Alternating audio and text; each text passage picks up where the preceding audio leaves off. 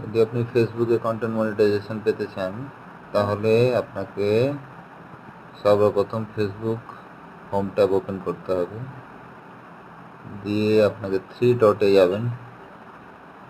3 ডটে যাওয়ার পরে চলে আসবেন, সবচেয়ে নিচে দেখতে পাচ্ছেন হেল্প অ্যান্ড সাপোর্ট।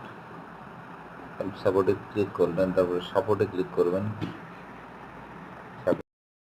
সাপোর্টে ক্লিক করার পরে আপনি দেখতে পাচ্ছেন সাপোর্ট ইনবক্সে ক্লিক করলেন। এখানে দুটো অপশান দেখতে পাচ্ছেন, দুটো অপশান ক্লিক করবেন, দেখবেন নো ভায়োলেন্স লেখা আছে।